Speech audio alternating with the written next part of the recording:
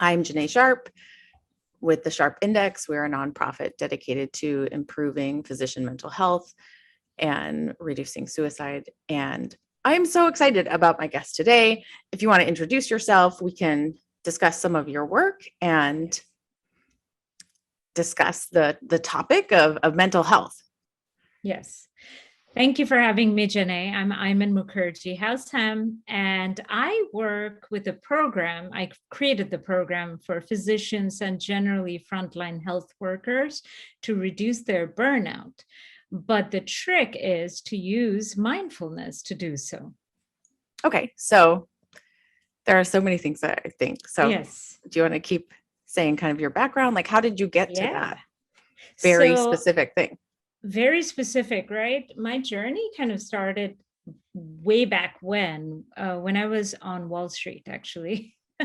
And, I was doing well with the work pressure of Wall Street, which is also very burnout oriented culture. But something really traumatic happened in my personal life.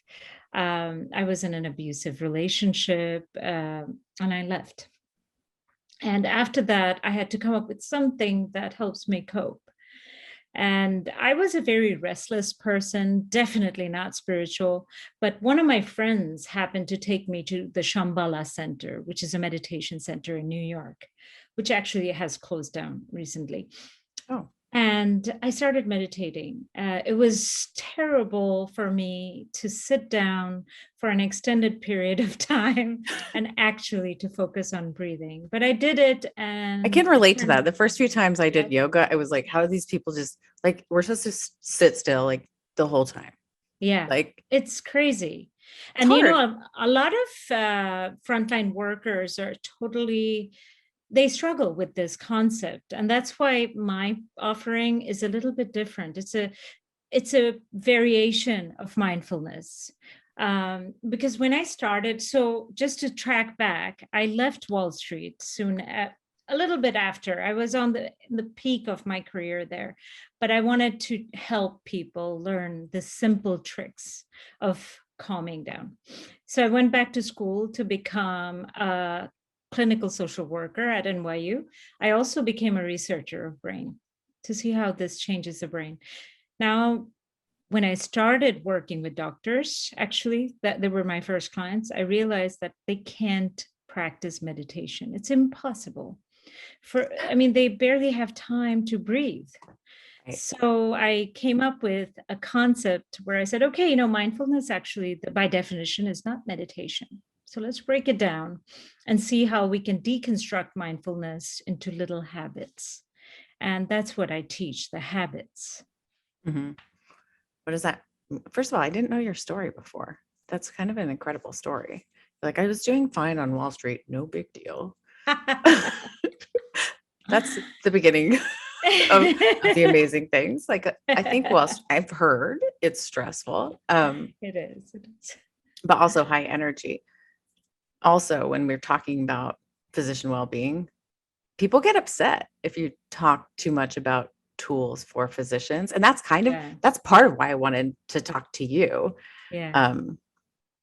Because obviously there are a lot of things that need to improve with the system, but also those tools can, they're not bad. Yeah. And what does that look like though? Yeah. When you're like, people talk about deconstructing everything and I'm like, I don't, okay. What does that mean? I mean, I know what it means if I'm deconstructing like a pice of clothing or, or how burrito bowl is made or like an essay, It means, so what is mindfulness? We need to track back and see what is mindfulness, right? Do you want to take a shot? I can ask you. What is mindfulness to you?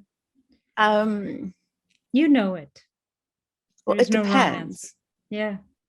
I feel like some of the things that I've worked on, because I feel like mindfulness and meditation is a journey. And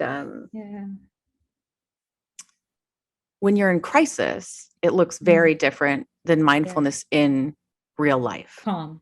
So I do feel like I have two different, probably working definitions.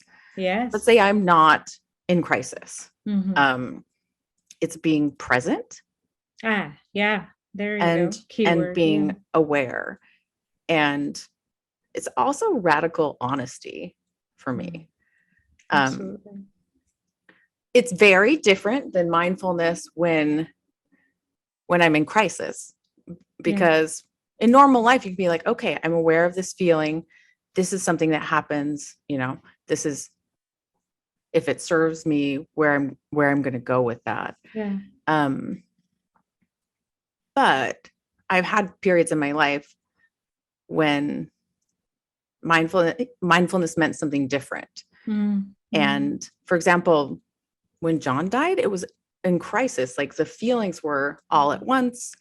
And when people would talk about mindfulness, I'd be like kind of annoyed.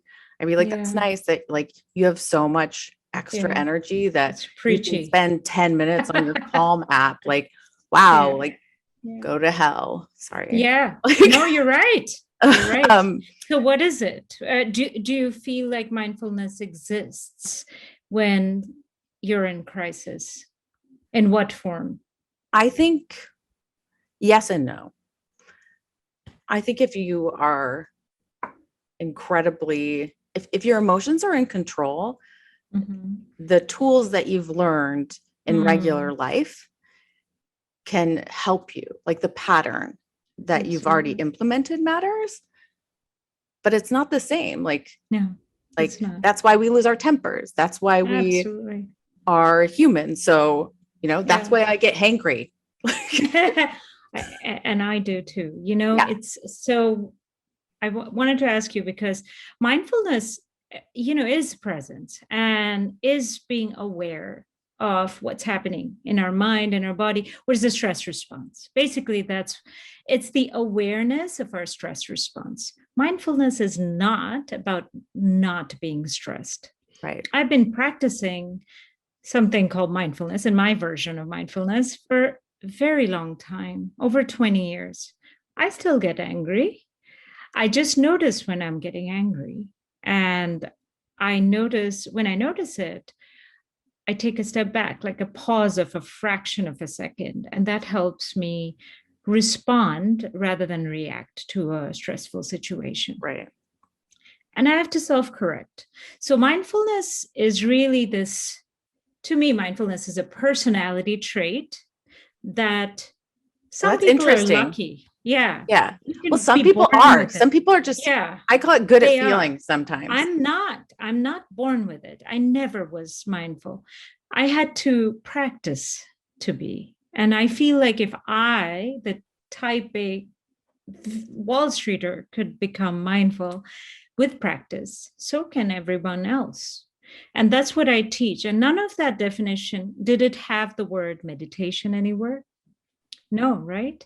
So it's really cultivating certain habits. It's really a habit, a set of habits. So what do we mean by deconstructing? We deconstruct mindfulness, the trait, into little micro habits, tiny habits of 1 minute that you could do every day. What do I mean by that? Let's take one example. Set an intention every day. You have to use the restroom. So that's something you already do, right? You already have to do it. And some of us hide in the restroom. And we do that. I mean, that's great. I bet everybody could relate to that. Maybe. Everyone, especially moms, I think, working moms. It's at that moment. I literally had a discussion with someone about this yesterday where we're like, we just need alone time. Yeah, totally. And that's the only space that allows you to be alone, truly alone. So say you can, on a very, very busy day, I've heard a doctor or nurse would go to the restroom during the workday once or twice, which is way fewer than we should, 6 to 7 times, right? So, but they do. So every time before you go to the restroom, set an intention to take 3 deep belly breaths and hold the breath in between, an inhale and an exhale. Inhale, notice your belly rising, and hold it. 5, 4, 3, 2, 1, and let it go. Do this 3 times. It takes literally 30 seconds. And by repetition, even if you did it twice a day, it adds up. Basically, a habit, there is a research that shows a few years ago, that shows that when you practice a habit consistently for 66 days on a median of 66 days, you form a habit. So if you did this, what's happening? You're calming down your nervous system. Right. It's all about stress management. So, you learn, you have one tool in your repertoire to calm yourself down. And there are many tools like this I introduce through the workshops. So I have a series of 5 workshops that I teach throughout the academic year and to frontline workers. And each workshop teaches a bunch of micro habits, like 4. Mm-hmm. And then through the next 1 month, I text them and say, nudge them. Did you do the habit today? This is today's habit. And at the end of the day, how many times did you do it? And I get a lot of trophies? Do they get? They do. Okay. Encouragements. And are there prizes? I was just wondering. Yeah. I mean, not real prizes, but think of it like Peloton.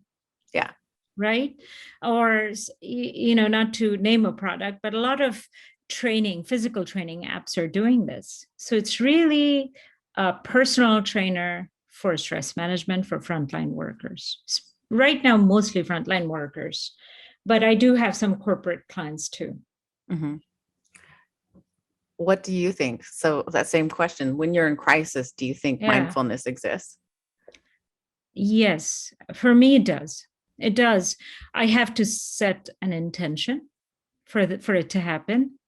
So it's very easy so when we practice, when we're calm, let's say just a few habits of stress management, we're calm, nothing bad is happening, but we're training ourselves with a controlled amount, okay? And then something really bad happens. You already know how to do this. You just recall your habit brain, and you say, hey, let's do the 3 deep belly breaths, or take a step back. There are various habits, but you do trigger all those stress management techniques when you're stressed. So it's a conscious decision that we're trying to implement. Yeah. Okay. Can we start? Can you say it's a conscious decision again? Sorry. It's okay. Is everything okay?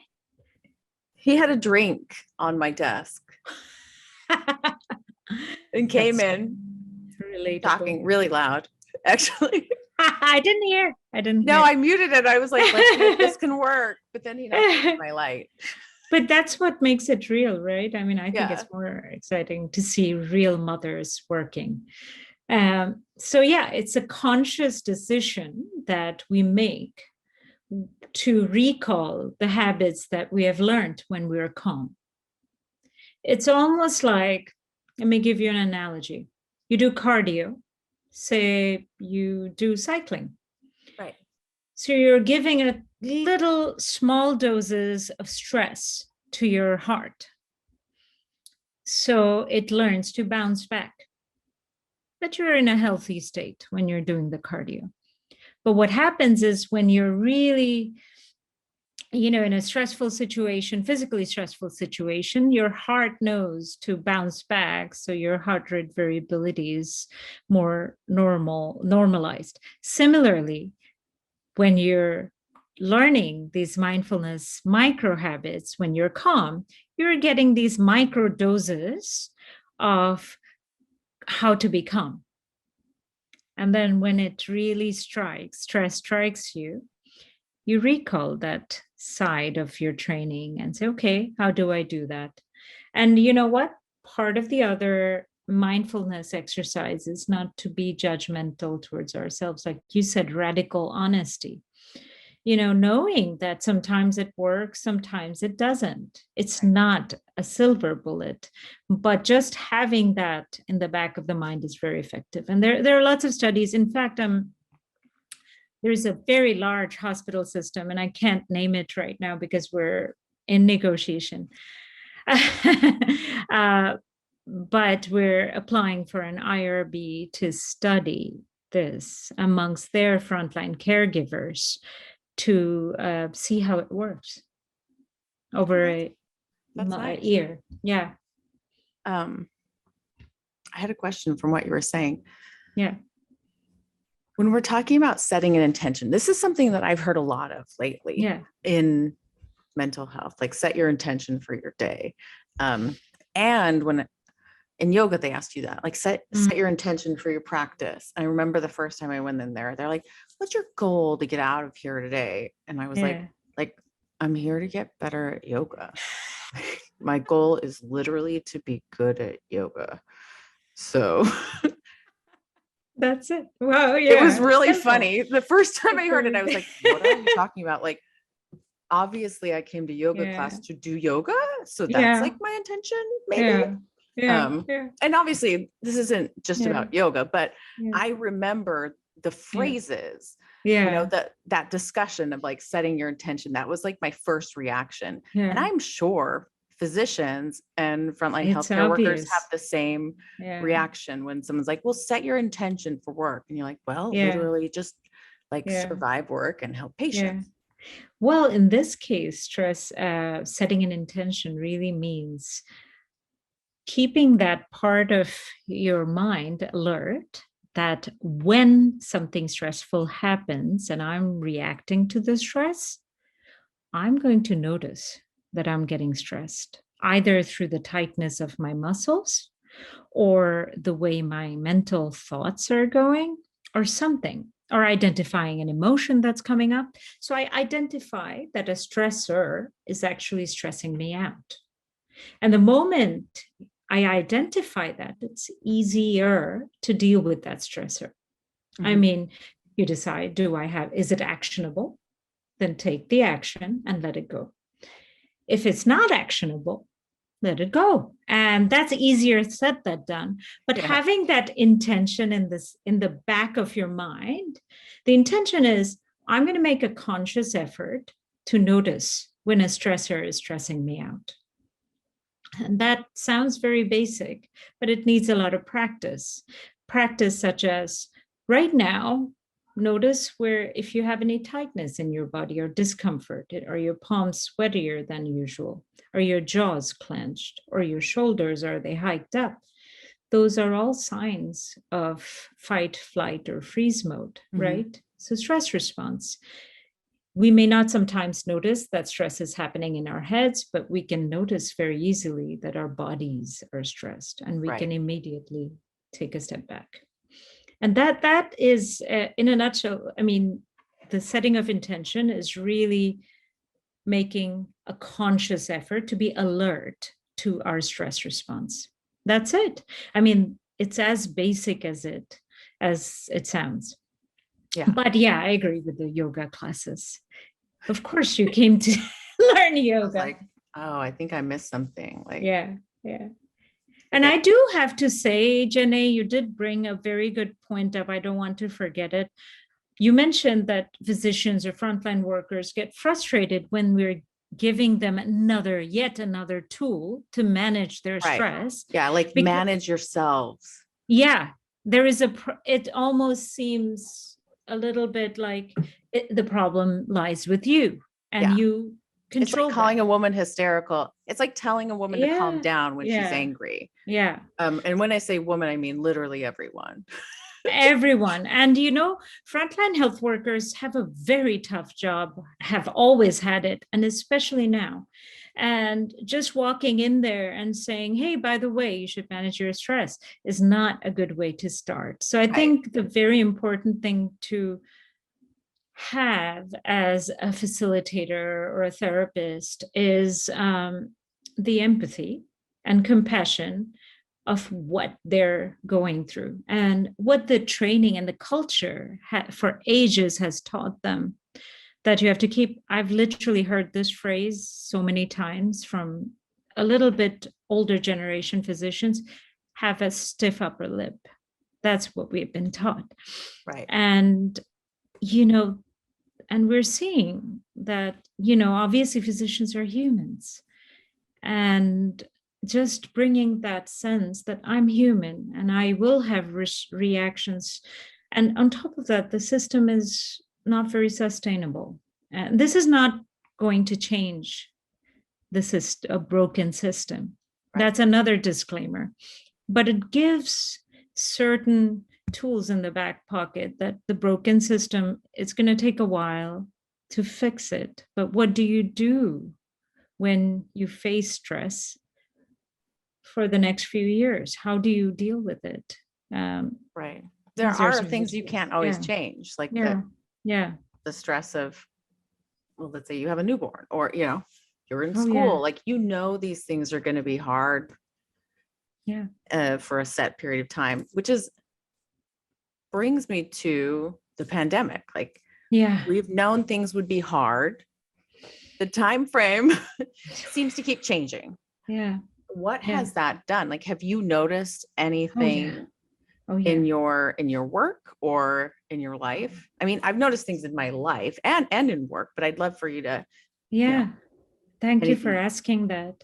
I was actually asking that question to myself because there weren't enough studies done by earlier this year. Now there are more and more studies coming out on this.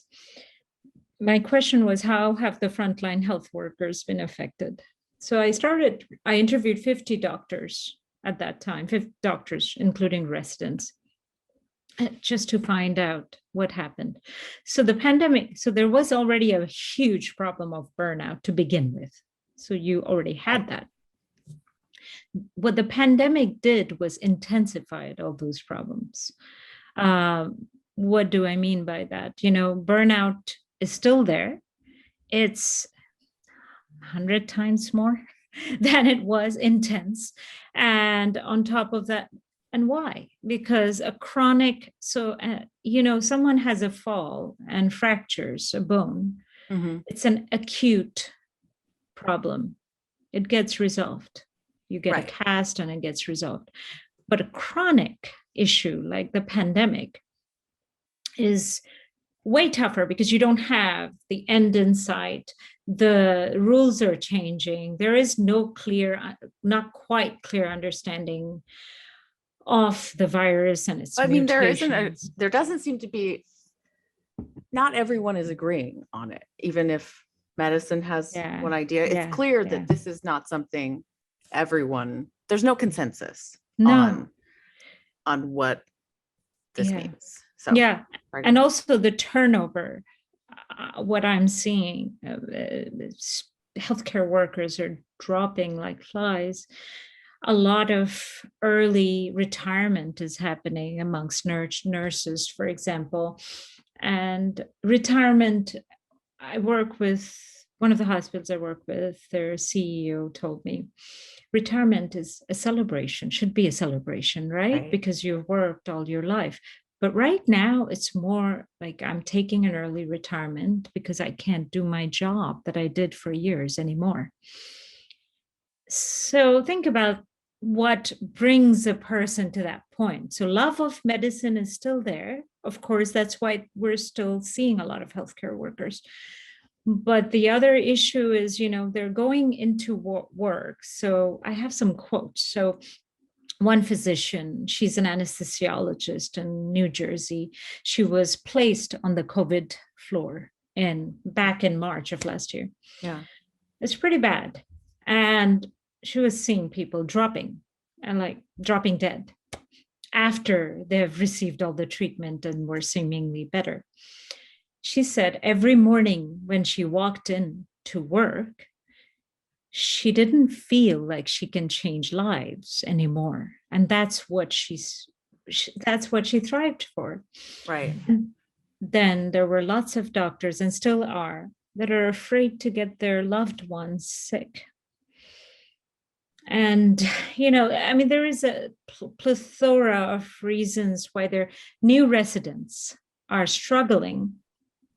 Because one general surgery resident told me in the Midwest that a very nice hospital he's working, but, things, they're facing extra pressure because now they're trying to impress on top of that, the guy was feeling sick one morning and he thought he had COVID. Later on, he tested negative, but he didn't want to miss the day at work because he wanted to prove that he's a good resident. So he just went in anyway. So, new residents are, how many times do residents go in sick? All the time. All the time. All the time. And it's gotten worse. That's the worst thing. It's gotten worse. And now mental health is being recognized. The good news is the newer generation of doctors and nurses, they know the relevance and importance of mental health and how to preserve it. And so I'm seeing a lot more receptivity and openness. And a lot of it comes from, how you deliver. Mindfulness, the term, has got like a icky marketing connotation, right? Like you hear this. Yeah, it's been co-opted by people selling you an app. Yeah. And it also seems like all the time. But no, it's not about it actually does help. And that's why my research background comes into play, when I can show my audiences or attendees why I'm asking them to do what I'm asking them to do and how it helps. It immediately resonates with them. And I think that's the trick of working in mental health space with really smart, scientific-minded people who are also very cynical and have no time. So that's the trick. That's the trick. Tell them why you're saying what you're saying and why they should be doing it. Just everything is up for questioning, and it's not personal. And you know what? As soon as I do it, I have had seasoned, even older surgery. I mention surgery because surgeons are often the toughest ones to. Right. The stereotype. Yeah. Yeah. And sometimes the stereotype. It's partially true, probably. Yeah. So, I've heard them saying, this really helped. And I have had actually one of the hospitals I work in Pennsylvania, I've had retirees come in, retiree physicians, and saying, I wish they taught this back at school. So there is a lot of openness, and there is a recognition that mental health is something to notice and take care of first. And it does work. It does work. It's a tough crowd, but you just have to know what resonates with them, why they should do it. Right. Not because you're asking them. How to show the return. I also feel like some of those tools, they teach you the habits that will help you maintain control. Yeah. And that's appealing to some people. Do they ever not work? Like, are there some people that they aren't useful for? You know what I mean? Like, yeah. Does it ever not click? Because I feel like some people, you never know. There are some resistant folks, and it's better not to push it, right? I mean, it could, if I have a mental, if I say, this is not for me, you may teach me as much as you want, I wouldn't push it. But often you'd be surprised how many of them actually end up going to the sessions.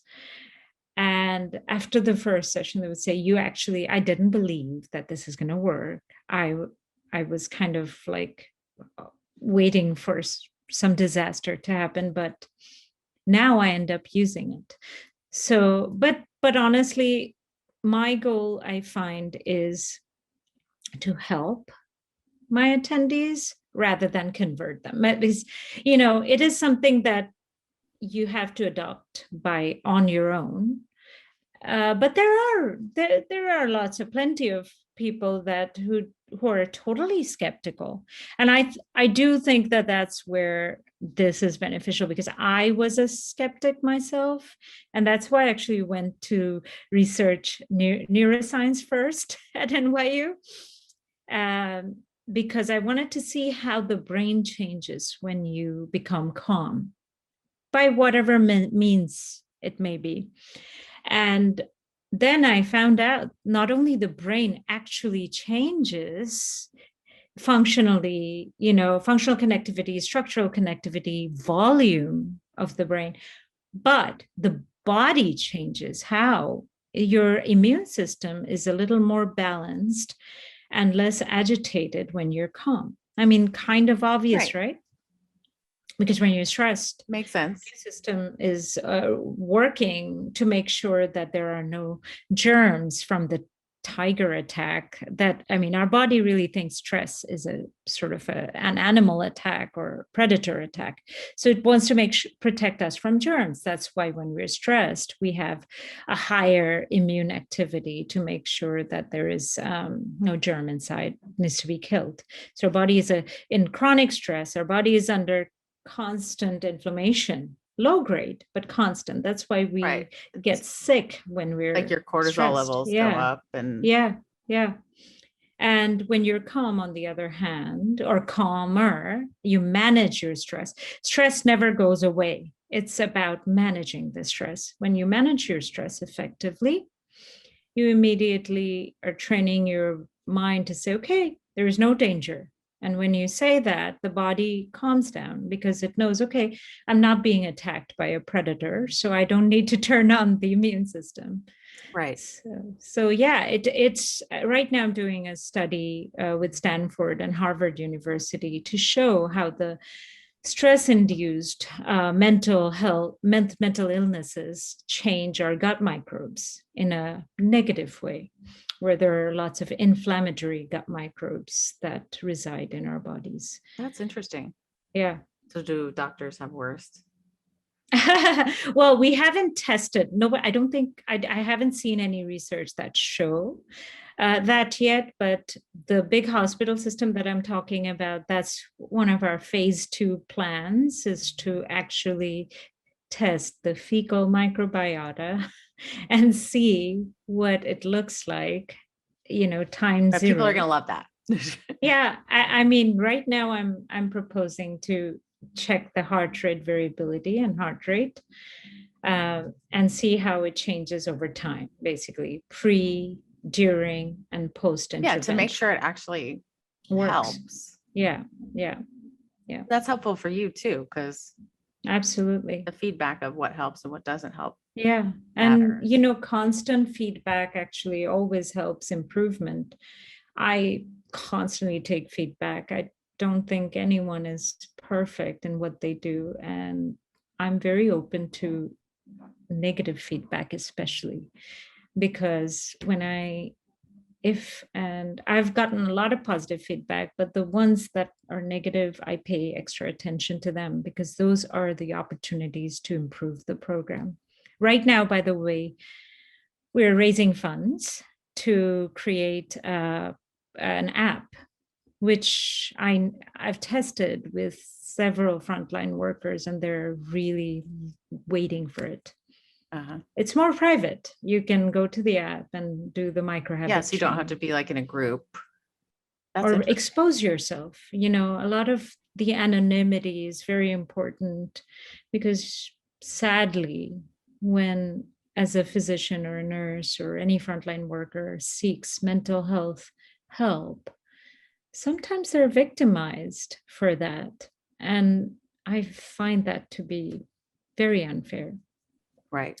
So when you have an app where you can anonymously go in and do these things, it's easier. It feels like, you're not being watched.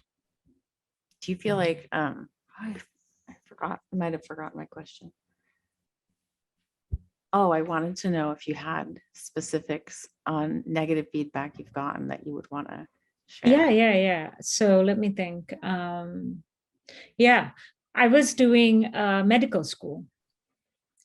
And the first year medical students, when they first started, they were like rosy-eyed and, they were like, yeah, let's get started. We love it. And then right before their first tests, which I wasn't aware of, it was the second session was scheduled. And I think it really stressed them out to sit for an hour to try to be calm when they really should be studying. So that was one of the lessons learned. Yeah. That so the negative feedback was exactly that. We have tests tomorrow, quizzes, and you are forcing us to sit here and learn how to be calm. So lesson learned is definitely, I think medical schools should be teaching this. Learn how to be calm. But not right before a test, because the test itself is very scary. And on top of that, mandating the session right before the test is not a good idea. And what else?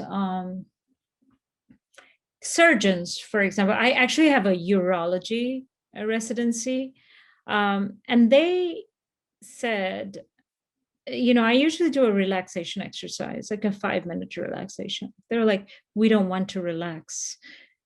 Teach me only micro habits. so I tailored. I liked it because you know what happened is it was very clear, and this was before the session started. So I always get input from each program has a very different take on this concept of stress management.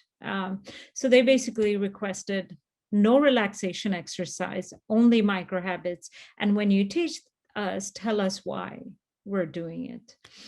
So it was very like black and white, which made it very easy for me. Okay, I had 1 hour, I would teach 10 micro habits, and I would tell them the scientific evidence of why and how each works. And we practice it. So it is still relaxation exercise, but not do the Om. I think that's what they were worried about. It worked really well. It worked really well. And then oncologists are very different because oncology deals with death a lot more than others. And, grief is a very important topic for them. And not so surprisingly, I've noticed that. So I work with Rush Oncology, for example, brilliant minds. All of them are, but they would talk about spirituality, which is something that others don't talk about. Mm-hmm. And while my teaching is very secular, very dry, but when they want to talk about it, I'm not going to stop them because that's one of the protective factors for them. So yeah, it's very varied, and each program is very different. Just like each person is very different, each program is very different. But definitely the feedback helps. Oh, that's good. Yeah. If I have 20 feedback and one is not so great, I focus on that very much. Yeah, because it can tell you how to be better. I've met a few people who are like that, have a real growth mindset and want to get better. And it's tough. Like, it doesn't feel good, right? Get criticized. Yeah. It doesn't feel good. Yeah. You want to have good boundaries, but you also want to be open to learning. Yeah. All right. I ask everyone this. Yes. Actually, maybe I don't. Yeah, go ahead. Going forward, you're going to ask this. No, I ask people what they would like. How would they change it? Like, if you could change one thing overnight,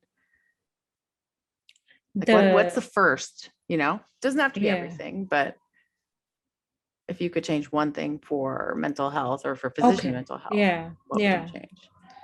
Remove the stigma. Seriously. And I have had really good program directors who, like, there was a hospital in Bronx, and she is so cool. She really proactively sits down with her residents and talks about mental health, pregnancy. Like, it's almost like a little bit too much, but I would rather have She's like, let me tell you what it's like, honey. Yeah, exactly. But just removing the stigma that, I think my grandfather was a surgeon. And he was one of those guys who would use the stiff upper lip expression a lot. That has changed, and that needs to change, because everyone is human, and treating it, it's a lot of burden to put on frontline health workers by treating them like they can't feel, they shouldn't feel, and they will be punished. There will be consequences. Right. So yeah, stigma needs to be removed. How? I do think that leadership, it needs to happen top down. It needs to happen top down. There are lots of program directors I'm seeing that are very proactive, and it's very promising to see that, not just in US, I'm also expanding in Canada now. And they're just, the program directors, some of them would sit in some of the programs, they would do leadership programs just to teach the leadership how to incorporate these practices within their daily habits. Like the meetings they would have, a lot of leaders, they end with gratitude, for example. What are the 3 things you're grateful for? And they go around the team. So things are changing. I'm sure 15 years ago, this was not, this would have been laughed upon, right, but not anymore. Right. Well, that's a good one. Yeah. But we should close with the gratefulness, right? Yes. Or should I say it too? I don't know. What are we? Yeah, I can start. Okay. My kids are my top. My kids, and the fact that I could do what I do because I love doing it, huge. And third is health of my loved ones. I mean, well, those are good big ones. It's common. It's also, those are the always the top. I always you always pick the top ones. I always try to pick a random one or two. Yeah. Tell me, like, actually, so I did the gratitude in life, like the big picture, right? You could do, let me ask you, rephrase this in a different way. All right.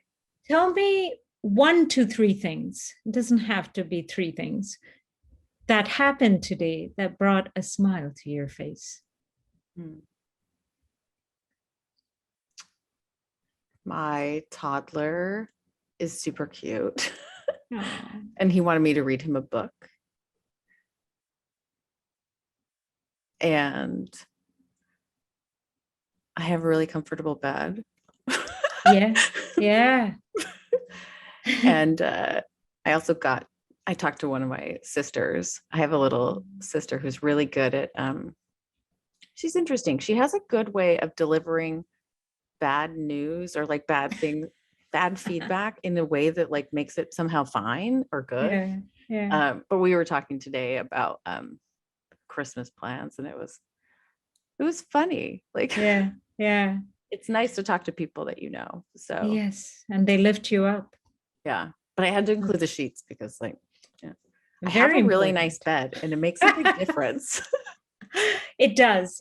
I actually have one that I love too, and it makes a huge difference. Yeah. I mean, why gratitude, right? These are 2 forms of gratitudes we can practice. And they would ask me, my audience, why? I mean, it's kind of obvious. Obviously, it makes you feel good. But it also puts things in perspective. I mean, things could go really badly, right? I mean, I lost someone to COVID. I mean, one of my uncles. Mm-hmm. So it's tough, right? And you're never going to stop mourning a death or a sad event, but also knowing that there are a couple of other things. I'm breathing. I mean, I'm alive now. Little things like that are really big things, and they put things in a little more perspective. And perspective taking is important especially when things are not going well. Things often aren't for frontline workers who are short-staffed and seeing, especially in certain parts, they're seeing a lot of uptick in right. People are bed quitting. Occupancy. People are quitting. And sometimes it's a logical decision. Yes. And CEOs are worried. I actually have CEOs as my clients, because CEOs of hospitals, because they want to end this. And it's so good to see that the CEOs are thinking in terms of mental health, right? And they're identifying this as a problem. But just amid all of this, knowing that there is one or three things that are going well, even when crisis is happening, helps us switch the context a little bit in our heads. And positive thinking could be forced down our throat, or Right. we could learn as a habit. If you do this every day, think about three things that happened that made you smile at the end of the day before you sleep. It'll become a habit. And when you're doing it before bedtime, which is a very calm time, and it forms for some. It's fine. Well, you're right. I mean, for many, you're in the middle of night. I think with my face, sorry. Well, in any case, it's a little more controlled environment, right? Nothing is seriously going wrong. Of course, a lot of us, especially frontline workers, at the end of the shift, they can't fall asleep. And bedtime is a particularly stressful situation for them.